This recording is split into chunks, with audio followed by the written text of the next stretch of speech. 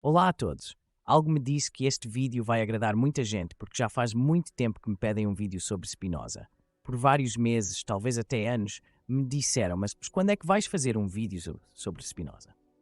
Então eu tomei meu tempo, adiei o quanto pude, porque Spinoza é um monumento da filosofia e não se aborda um monumento desta magnitude sem estar um pouco preparado.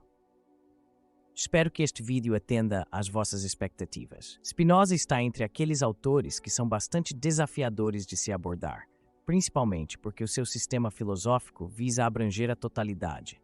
Em outras palavras, a ambição filosófica de Spinoza não é nada menos do que explicar Deus ou a natureza, já que ele vê esses dois como sinônimos, representando a totalidade de tudo o que existe.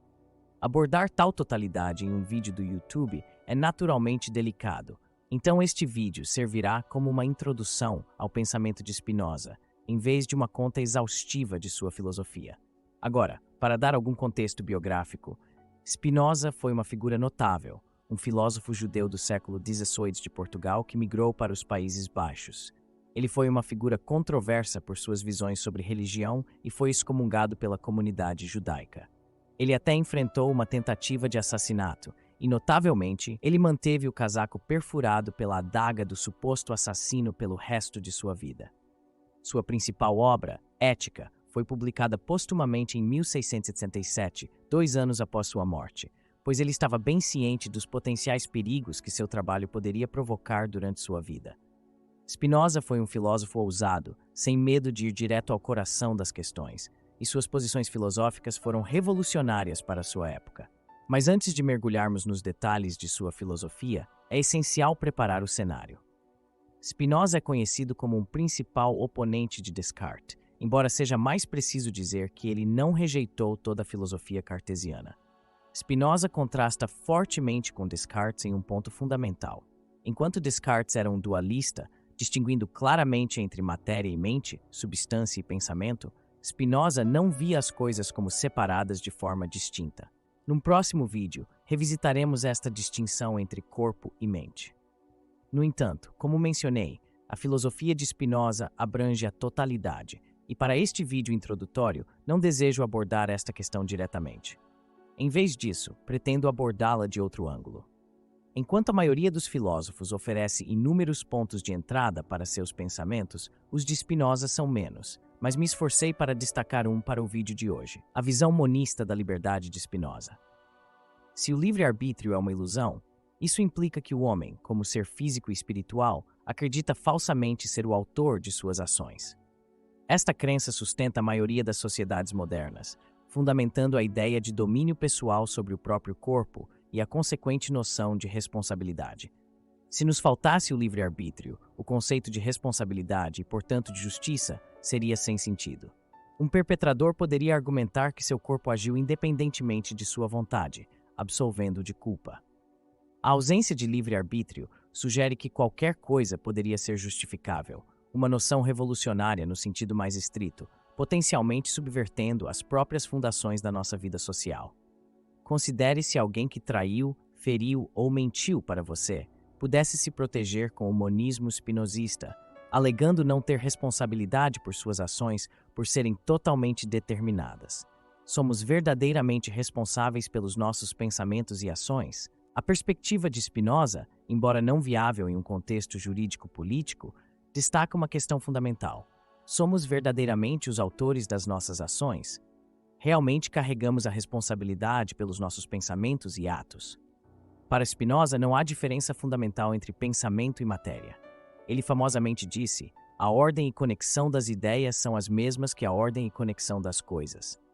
Isso implica que nossas ações são meramente consequências mecânicas das nossas ideias, e vice-versa. Muitas vezes concebemos erroneamente a relação entre pensamento e ação, assumindo que um determina o outro. Spinoza desafia essa noção, sugerindo que é um mal-entendido da natureza humana e da interação entre corpo e espírito.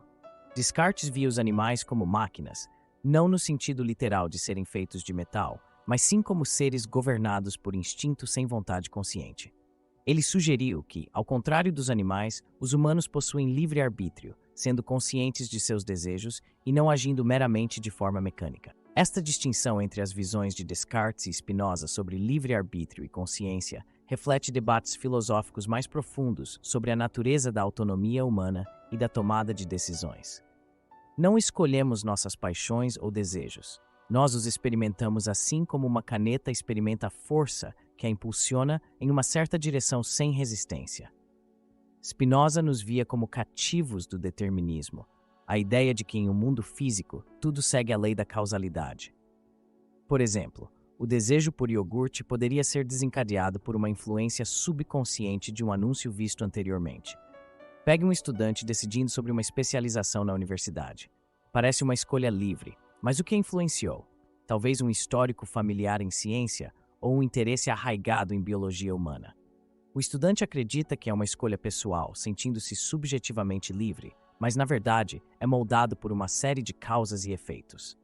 Considere o efeito dominó. Empurrar o primeiro dominó inevitavelmente leva à queda do último. No entanto, em nossas ações, muitas vezes falhamos em conectar nossa ação inicial com seu resultado final, como uma mosca que bate repetidamente numa vidraça sem perceber que a janela está aberta. Após mergulhar na filosofia de Spinoza, surge a inevitável questão: isso significa que os humanos não são mais livres do que uma pedra ou um animal, igualmente sujeitos a determinantes externos, sem nenhuma agência real?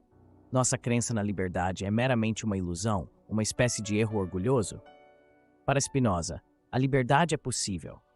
Trata-se de entender nossas determinações, reconhecendo as influências que moldam nossas escolhas e ações. Esta autoconsciência, ou razão, é o que nos diferencia e concede acesso à liberdade. A razão, na visão de Spinoza, não é apenas sobre reconhecer nosso determinismo, é a capacidade de entender que somos determinados por influências, especialmente aquelas que atuam sobre nossas paixões. Portanto, a obra de Spinoza não é apenas uma ontologia, um estudo do ser, mas uma ética, um estudo direcionado à ação. Compreender essa distinção é chave para apreciar sua perspectiva sobre liberdade e potencial humano. O conceito de razão de Spinoza é mais do que apenas o entendimento de que somos determinados por influências externas. Envolve reconhecer como essas influências, particularmente nossas emoções ou afetos, moldam nossas ações e experiências.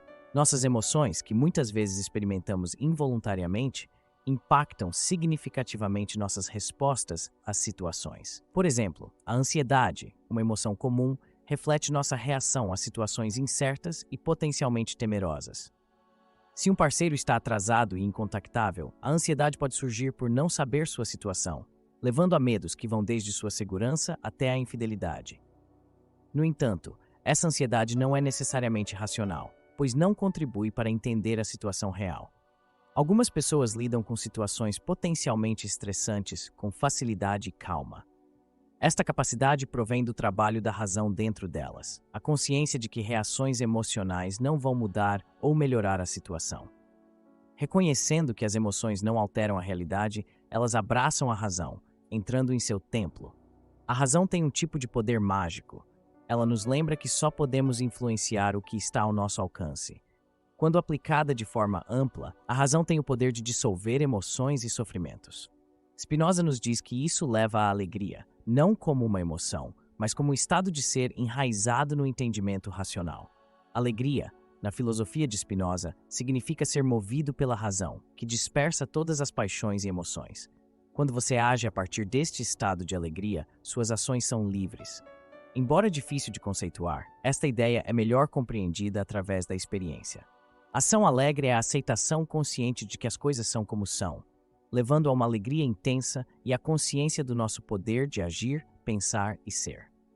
Liberdade, na visão de Spinoza, não é sobre escapar de determinações físicas, é sobre entender que tudo é determinado e, a partir deste entendimento, podemos compreender tudo o que existe.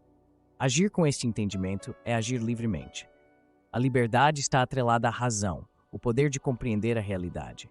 Aceitar fatos imutáveis como 2 mais 2 são 4 não é doloroso ou sacrificial, é uma aceitação natural e desimpedida. Aceitar verdades racionais como 2 mais 2 são 4 não diminui quem somos, não afeta nosso orgulho ou autoestima e não impacta nossas emoções. Esta aceitação é mais libertadora do que se apegar a crenças irracionais. Por exemplo, acreditar na validade do Teorema de Pitágoras ou na lei da gravidade não restringe nossa liberdade, mas nos ajuda a navegar o mundo de forma realista. Aceitar a mortalidade é outro aspecto de abraçar a racionalidade. Não é sobre desejar ou apressar a morte, mas entendê-la como uma parte natural da vida. Ao internalizar esta aceitação, libertamo-nos do medo da morte e das ansiedades relacionadas. A razão é libertadora. Permite-nos deixar ir os medos e paixões que nos impedem de aceitar a realidade. Ser racional, no sentido spinozista ou estoico, não é sobre fatalismo ou resignação. É sobre reconhecer que tudo tem suas razões e causas. Entender essas causas não significa opor-se a elas, mas compreender o que governa nosso mundo físico. Este entendimento ou compreensão alivia nosso fardo e nos passos em direção à liberdade. Uma pessoa verdadeiramente livre, através da razão, transcende a influência das paixões e alinha as ações com o entendimento racional.